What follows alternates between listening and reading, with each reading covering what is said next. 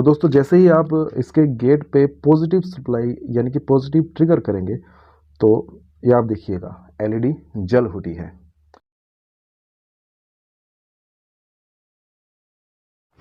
Hello दोस्तों, नमस्कार। आप सभी का हमारे यूट्यूब चैनल में फिर से एक बार स्वागत है।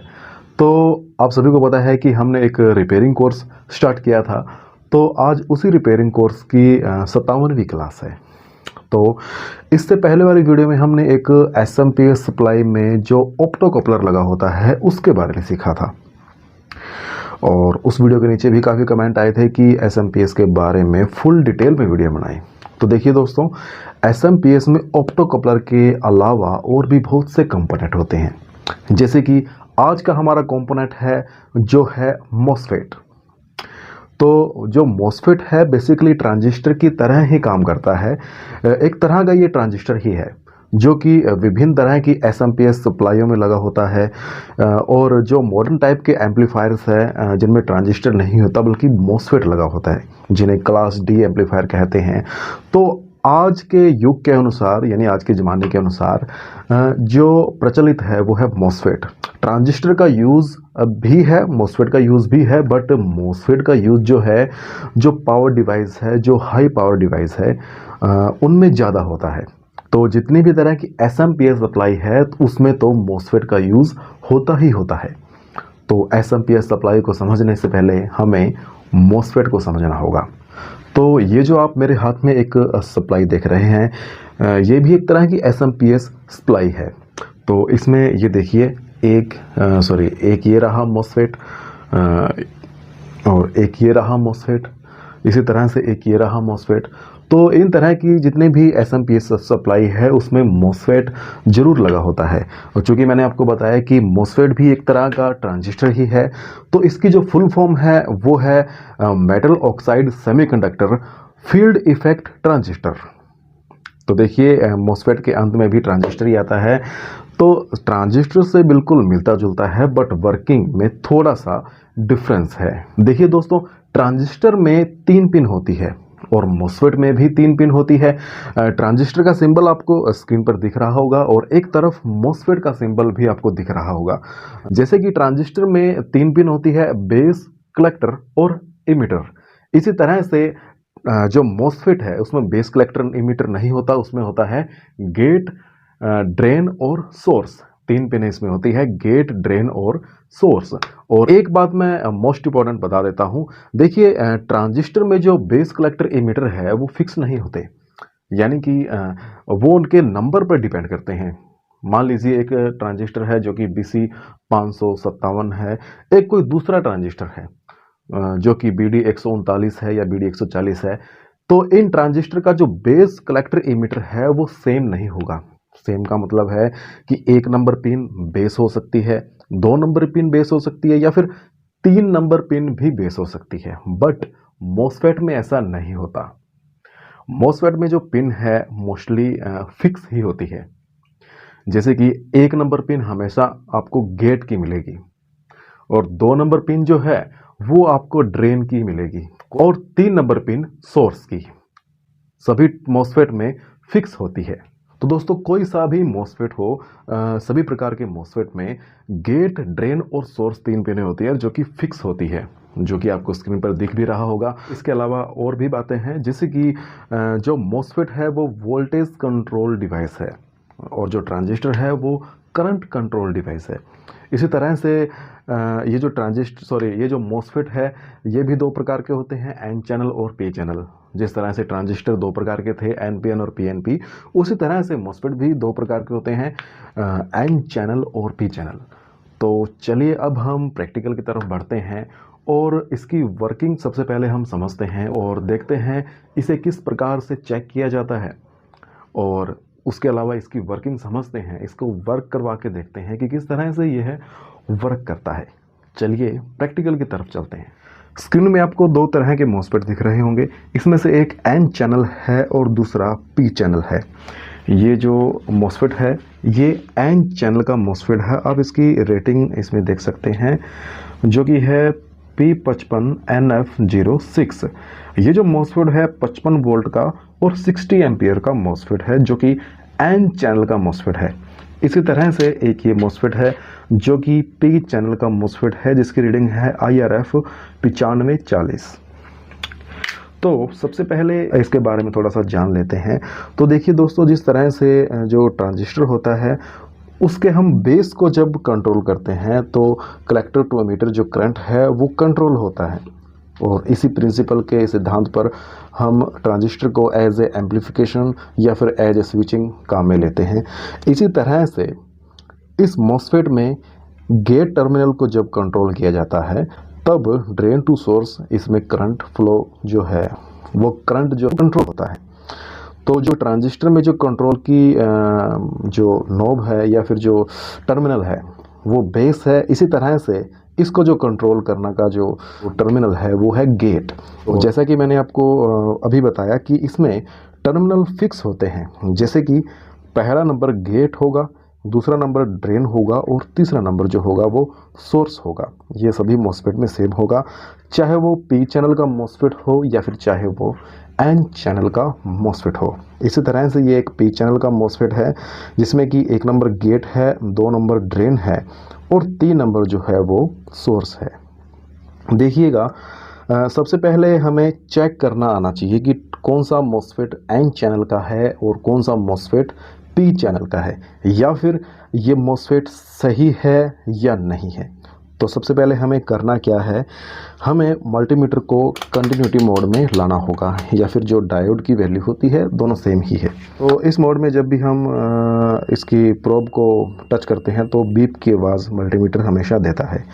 तो किसी भी MOSFET को चेक करने के लिए हमें जो लास्ट के 2 पॉइंट हैं इन्हें चेक करना है, ड्रेन और सोर्स। अब देखिएगा किस तरह से मैं इसे चेक करता हूँ।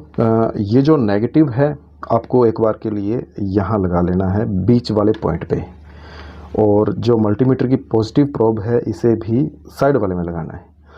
तो देखिएगा मल्टीमीटर में एक रीडिंग आएगी जो कि एक डायोड की रीडिंग है, जैसा कि आप सिंबल में भी देख सकते हैं, इसमें एक डायोड लगा हुआ है। अब हमें करना क्या है कि जो मल्टीमीटर की प्रोब है उसे चेंज करना है। जब आप चेंज करोगे तो इसमें कोई भी रीडिंग नहीं आनी चाहिए, जो कि आप देख सकते हैं बिल्कुल भी रीडिंग नहीं आ रही है।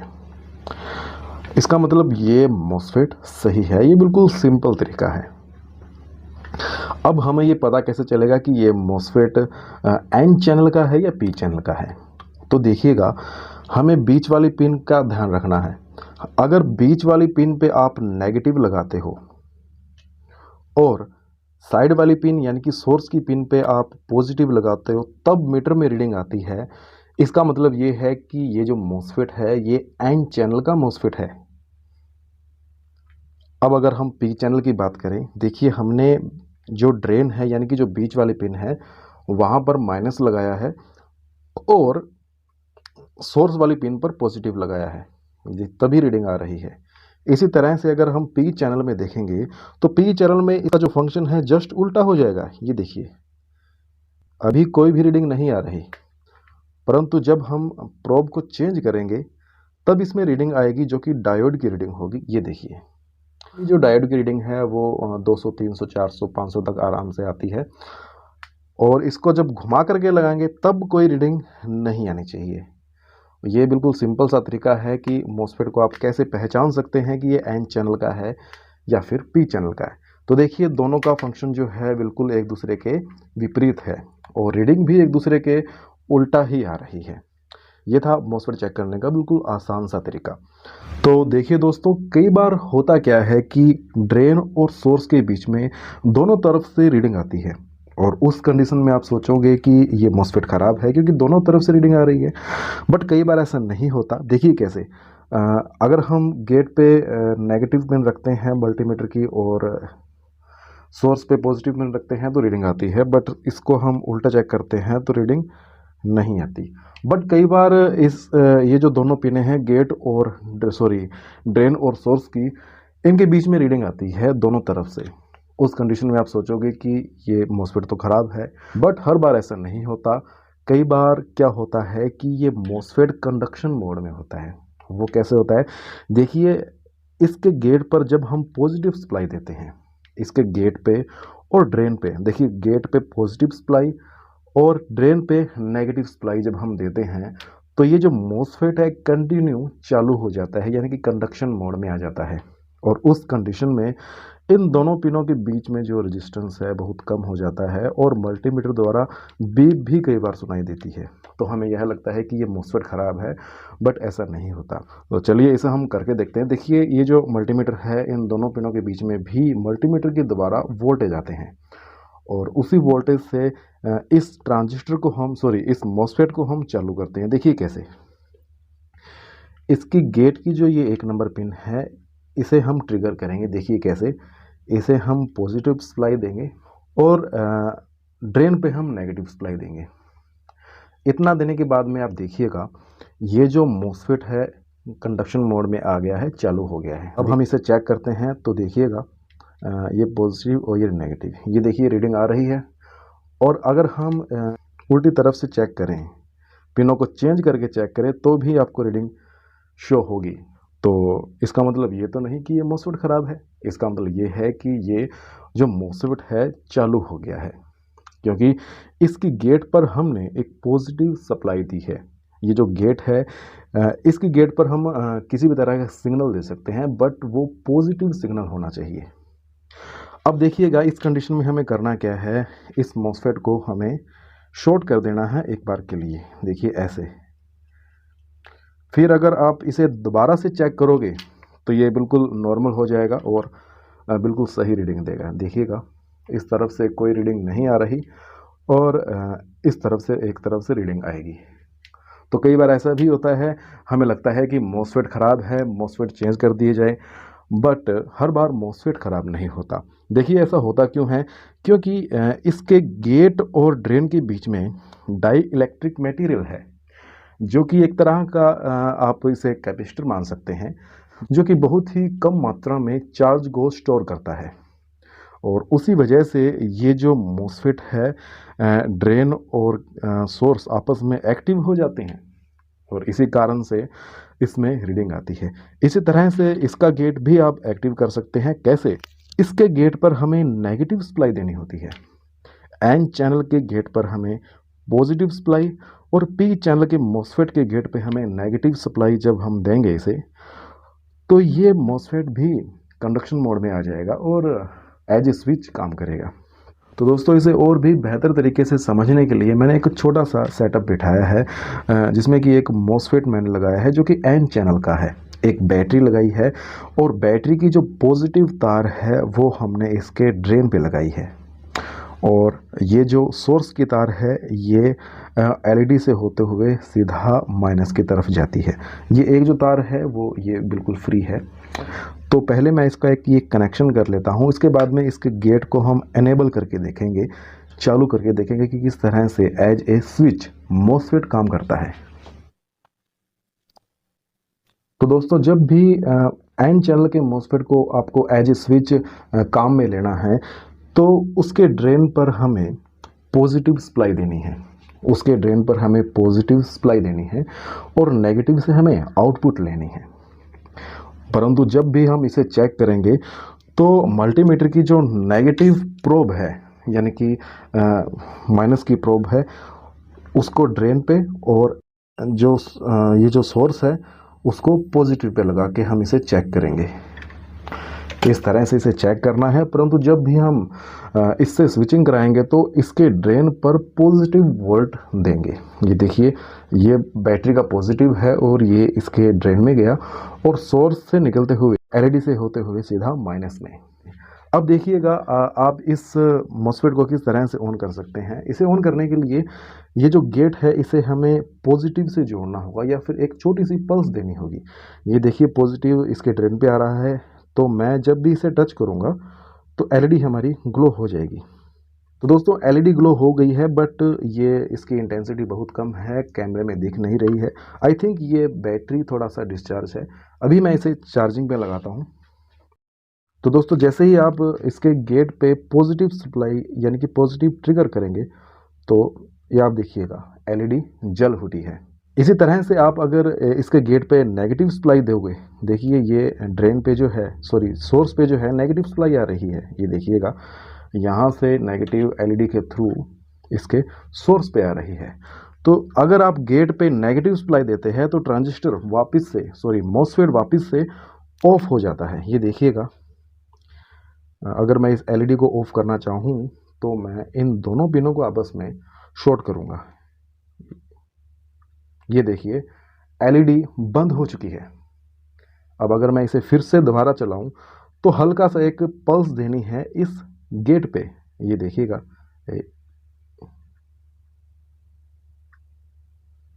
ये देखिए, ये एलईडी ऑन हो चुकी है। और अगर मैं इसे दोबारा ऑफ करना चाहूं तो इसी गेट पर हमें नेगेटिव सप्लाई देनी है, यानी कि मैं इसे यहाँ से अगर टच करूँगा तो एलईडी ऑफ हो जानी चाहिए। ये देखिए, एलईडी ऑफ हो चुकी है। तो दोस्तों, अब आपको समझ में आ गया होगा कि ट्रांजिस्टर और मॉसफेट में मेन अंतर क्या है। ट्रांजिस्टर में हम बेस को कंट्रोल करते हैं और बेस पर हमें कंटिन्यूस सप्लाई दे के रखना पड़ता है, तभी ट्रांजिस्टर ऑन होता है। बट इसमें हम हल्का सा भी अगर छोटा सा सिग्नल दें या पॉजिटिव सप्लाई एक बार के लिए दें तो ये ऑन हो जाता है। बट ट्रांजिस्टर ऐसे ऑन नहीं होता, उसे कंटिन्यूस सप्लाई दे के रखना पड़ता है। इसी तरह से अगर ये पी चैनल का मॉसफेट होता तो इसके गेट पर हमें नेगेटिव सप्लाई देनी पड़ती। अगर हम इसके गेट पे नेगेटिव सप्लाई देते या फिर ग्राउंड से इसे टच करते तो ही ये मॉसफेट कंडक्शन मोड में आता, ऑन होता। बिल्कुल सिंपल सी इसकी वर्किंग है।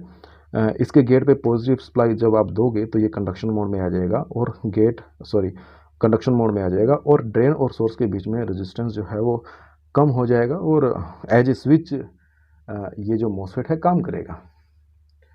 अब अगर इसे बंद करना है तो आपको इसके गेट को नेगेटिव सप्लाई से एक बार टच करोगे तो ये एलईडी बंद हो जाएगी। इसी तरह से पॉजिटिव से फिर से आप इसे टच करोगे तो फिर से ये ऑन हो जाएगी। ये देखिए, तो इस तरह से एज ए स्विच आप मॉसफेट से काम करवा सकते हैं। तो दोस्तों, मैंने इस वीडियो में आपको काफ़ी अच्छे से समझाने की कोशिश की है, जिस तरह से मैं आपको समझा सकता हूँ कि मॉसफेट किस तरह से वर्क करता है, आपको चेक कैसे करना है, कितने टाइप का होता है। और इसके अलावा एक बात और, जो हमारा ट्रांजिस्टर होता है वो एक तरह का करंट कंट्रोल डिवाइस होता है, बट ये जो मॉसफेट है ये वोल्टेज कंट्रोल डिवाइस है। तो दोस्तों, आज के लिए इतना ही, और मैं उम्मीद करता हूँ आपको मॉसफेट जो है अच्छे से समझ में आ गया होगा। और नेक्स्ट वीडियो में हम अब एसएमपीएस सप्लाई को समझने वाले हैं कि किस तरह से ये काम करती है और आप इसे किस तरह से रिपेयर कर सकते हैं। तो चलिए नेक्स्ट वीडियो में मिलेंगे, तब तक के लिए टाटा बाय बाय, आपका दिन शुभ हो।